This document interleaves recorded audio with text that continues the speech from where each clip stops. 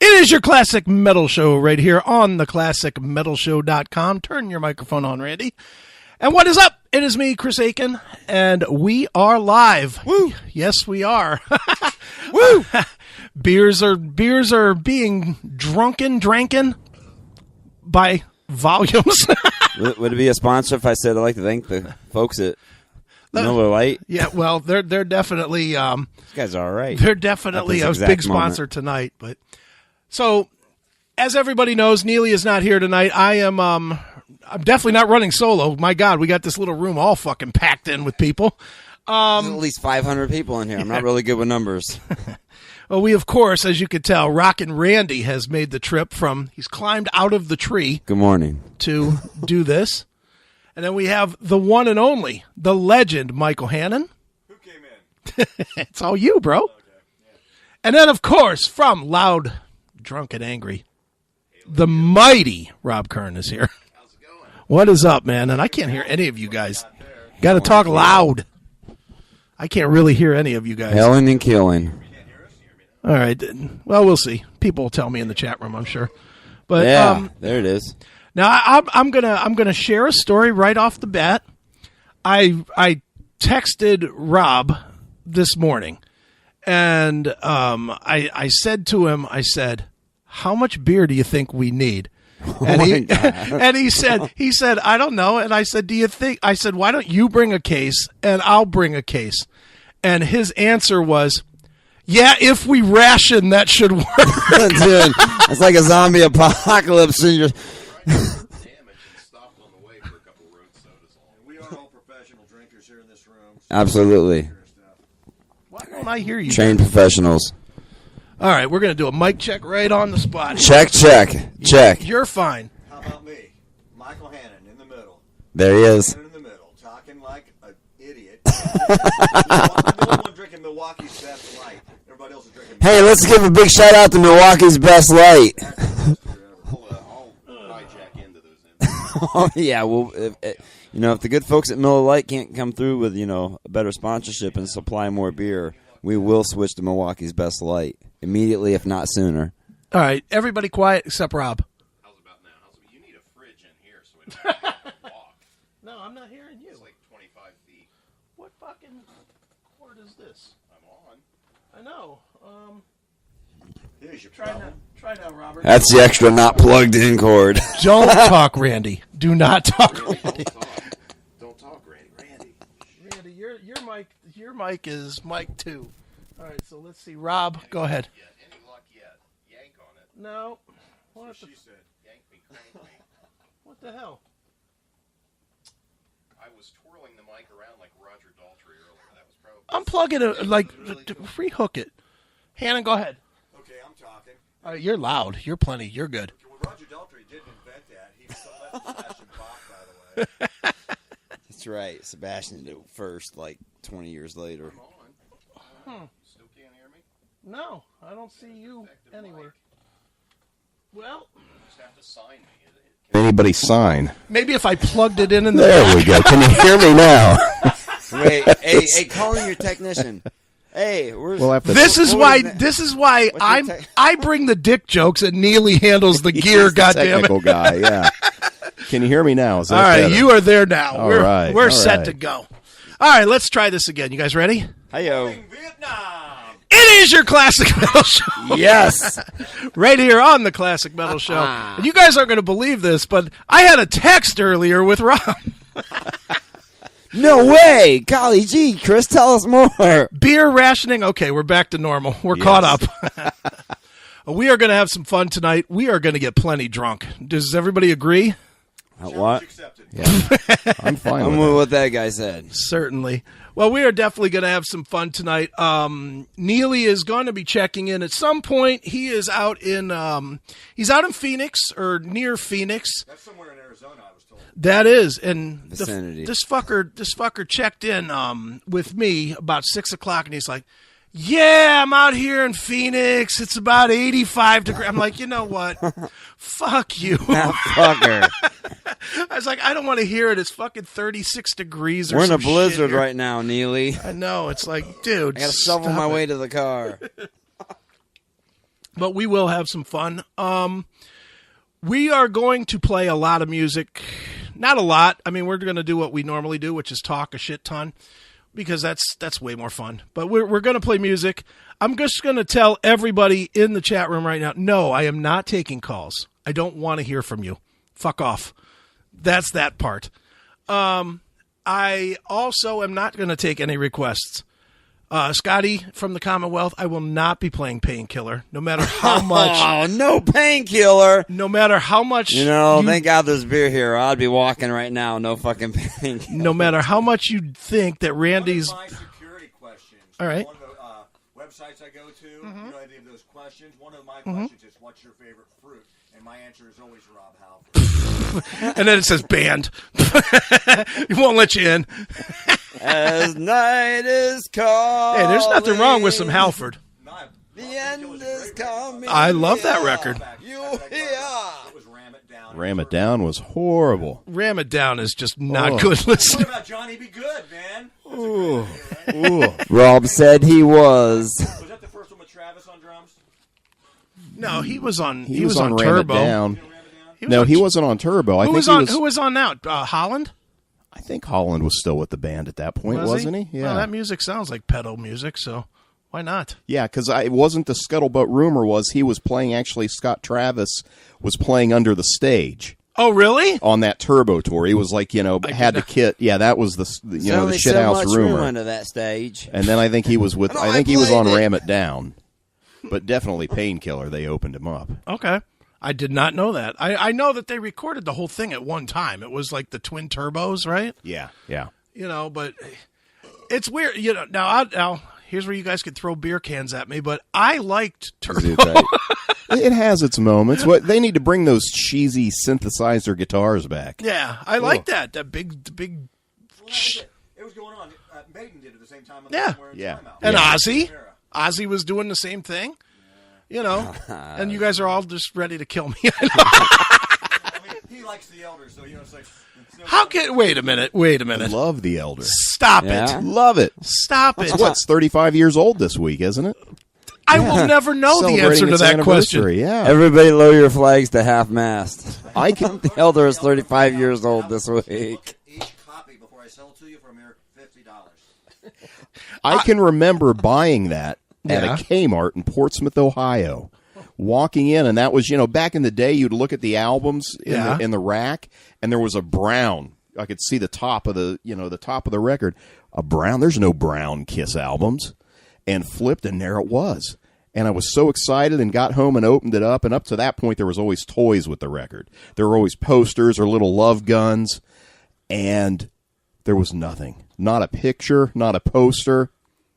Just Okay. this brown record. Gene Simmons, But what's I the name of that storage I manager played it. now? I fucking loved it. I remember all of my buddies, like instantly, they all snapped their ankles jumping off the Kiss bandwagon when I played that record for them. They were all like, well, this sucks. I'm like, no, wait for the Ace song. It's fucking great. Right. It's far too late because there was a piece of garbage called Unmasked. Unmasked is a great record. Oh, yes, stop it is. Ah, Jesus. Stop it. Torpedo Girl, come on. Stop it. They needed to torpedo that whole recording session. That fucking album stinks.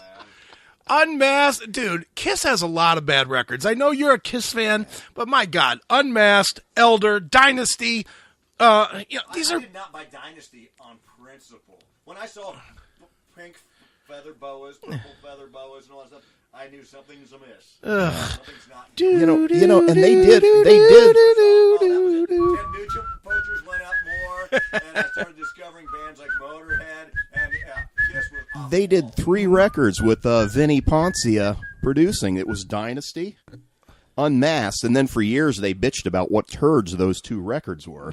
And then years correctly. later, they did Hot in the Shade, and who produced? Vinnie Poncia. And Hot in the Shade Hot in the is really Shade. bad, too. Ooh, I remember when that came out, I thought that was great, and that album is awful. What, Hot in the Shade? Yeah. Oh, here we go! Silver Spoon, wasn't that on there? Oh, just awful. Read my body! That's a fucking terrible album. Not Kiss. I mean, they finally came back with Revenge. Revenge was a good record. Revenge was good. See, I'm not a big Kiss fan, so I'm way more critical. But at the same time, I I don't like pretty much all of the makeup years. I'm just not a fan. The first. Oh no, they put on a Everything great up to show. Alive 2 to me was pretty much biblical. Yeah. Kiss Alive is still one of my top 10 albums of all time. Yes. Yeah. Kiss Alive. Well, we talked on the way down. Rock and Roll Over is my road record. If I drive anywhere longer than an hour, Rock and Roll Over is is that on Ladies' there. Room and Christine 16? Yes. And, Yeah. Ladies' Room is on there. Christine 16 is On Love Gun. All right, The original Dr. you know, Love Kiss Army is Card. on there. I I believe me, I've never had a Kiss Army card. the real Kiss fans, they go back to the day, you know, when you could like see them almost like they were like mythical gods, you know, when you were just a kid and you like just knew of this band that put on this amazing show with all this fire and thunder and smoke and makeup. That's the Kiss you remember. That's the Kiss you'll always love. I relate more to the Bruce Kulick era. I'm with you. Standing at Bruce Kulick, standing there not Oh, moving. God By damn. the way, a Bruce belated Kulick. Happy Veterans Take that Day makeup to off. all the Kiss Army members out there. Oh, well, I like it. I will take no exception. No, Take my no hat thanks off, from buddy, that. and I don't want to blind the fucking room. Now, sadly, my favorite records are the Kulick records. I like Asylum. I like Carnival of Souls. I like Carnival of Souls. Ooh, that's rough. That's a bad record. I like Master and Slave. That's a great song. How about Psycho Circus? No, they Not put Bruce the makeup Kulick- back on. Bruce Kulick wasn't all over that in the studio. or- Well, he might have been in the I'm studio, just but him and that. Who was the guy? What was the guy's name? Kevin Valentine, former Gods drummer Kevin Valentine. No Yeah, way. Yeah. Still one of my favorite moments ever. I was interviewing The Gods of Rock and Roll I was Machines. interviewing Peter, and I had knowledge of the Kevin Valentine thing, and I asked him about it. I said, you know, I heard that Kevin Valentine played a lot of drums on this record. He lost his fucking shit. Sorry, Chris, I got a couple comments. I No, gotta- just the opposite. He goes, well, you know, I did the best that I could, and I can't tell if what I did is in there or what Kevin did is in there, on and on and on. And this Poor guy, guy. literally, I want to thank Kevin Valentine and Peter Criss for making my career, because this was the first time I had something go national. It got picked up by Rolling Stone. It got picked up by MTV. Fucking Kurt Loder on the fucking MTV News. Kurt The fucking you Loder. know, the stupid thing going off, and he's like, Kiss drummer says blah blah blah blah blah, and they play me asking the question on MTV, and I'm like, yeah, MTV, Chris fucking Aiken. I was so fucking happy. I was sitting there, my ex-wife was in there, and she didn't know what the fuck. She's like, so what? They said your name. And I was like, what are you fucking talking about? It's fucking MTV! He's like, honey, Dire Straits sales just went up 25% because I played the guitar on the fucking MTV. I was like, God damn it, I'm on M fucking TV. You know, I was like, look. Before, Sitting in the same room with him. Right, yeah, right I now. know, right? You signed my beer can. But yeah, that was my. It's interesting because I'm not a Kiss fan, and that's where I first got any kind of national love was from Kiss, which is, you know, kind of odd. You know, you would think that it'd be somebody I actually like or something or hate, but no, it was Kiss. You were just indifferent about Kiss, huh? Yeah, I don't hate them, I don't love them. I've seen them. Me and him. I'll tell you a story about me and him. Me and him, we go to the Psycho Circus. Was it Psycho Circus, or was it even before that? Just Reunion. I just remember I the don't first two, and I didn't see the 3D one because I was like, all right, Gene. It was whatever show it was. I don't remember if they were touring before they put out Psycho Circus or not. Oh, yeah. Where they, I think that's what we went to, and we were supposed to have passes, and of course we didn't. You know, the typical fucking publicist doesn't give you dick. Shocker. This fucking guy, he's like, well, we could just go back anyway, and I'm like, what are you fucking nuts? He walks with me. He just starts walking back. And literally, we go on this quest to see how fucking far we can get. We got all the way to Paul Stanley's dressing room. This fucking guy, he just Hey guys, how's it going? he literally Hey, Pa. security kept stopping us. Security kept saying, "You don't have a pass. You don't have a pass." He's like, "Oh no, Paul's okay." And these guys are, "Oh, all right." Dude, you see this hair? They just let him walk through. It was the dumbest fucking thing I've ever seen ever. And I just was like, Oh yeah, I'm with him. And we ended up in Paul's dressing room. It was fucking nuts. And how was that experience?